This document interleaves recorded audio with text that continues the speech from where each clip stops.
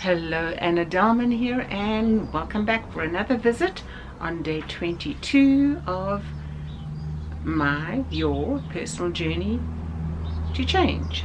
The word I'm focusing on today on my personal note is to regroup.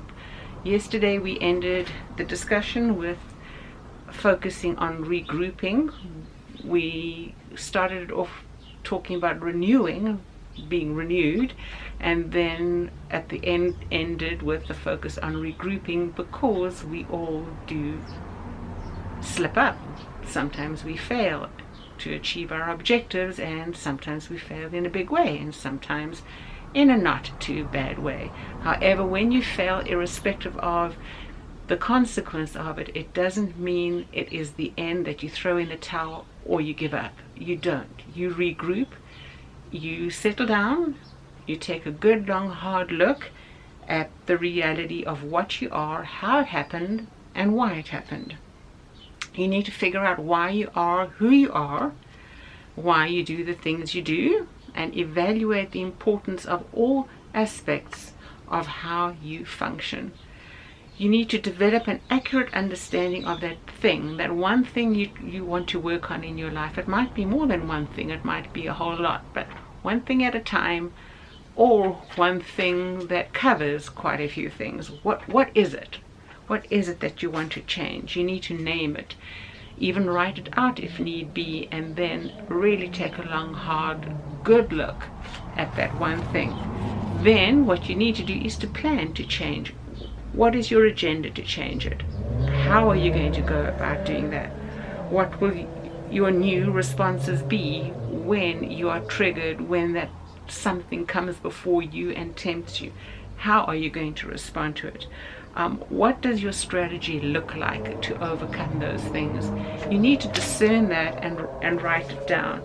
I did use an example yesterday of when I have self-soothed in the past that I tended to twirl and twist my hair, and that was inappropriate.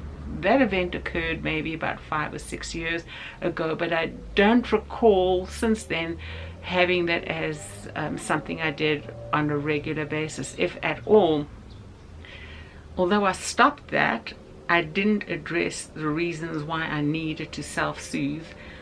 If I took a good long hard look back then, I would have maybe be more honest with myself that to self-soothe in a formal situation is an insult to other people. It is an offense. And why was it an insult and an offense? It's because I needed to self-soothe in a very important meeting, which didn't only last a couple of hours. It was over a period of 3 days, and there I was sitting self-soothing. What an offense, what an insult. I've already said that, but it's worth saying again, because if it's true for me, it could very well be true for you in that one thing that you want to change. That was an evidence of something greater going on in my life, and those are the things we need to work on. That's the true honest assessment we need to make to overcome those issues. Have I overcome those issues? In some way, yes, but not completely, and that is part of the strategy of my overcoming. I need to work on a greater appreciation of where I'm at, why I'm here, and what the purpose is in all of it.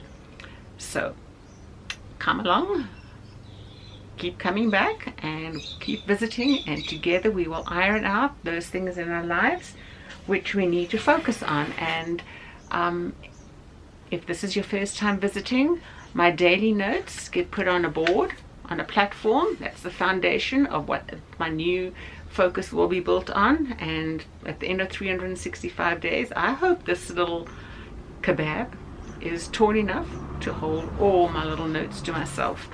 And I look forward to the journey of accomplishing all of that. Please forgive the background noise. I didn't realize the street would be so busy. I will try and do it at another time so that we're not distracted by the noise. I hope you can hear the birds, because they are always a joy to listen to. So keep coming back, and I will see you tomorrow for another visit. God bless and take care.